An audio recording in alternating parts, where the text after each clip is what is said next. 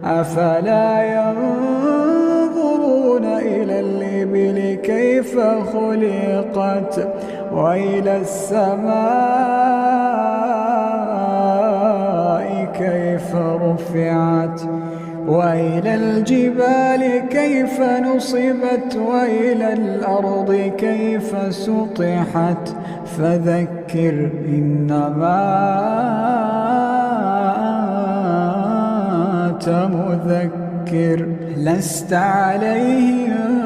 بمسيطر إلا من تولى وكفر فيعذبه الله العذاب الأكبر إن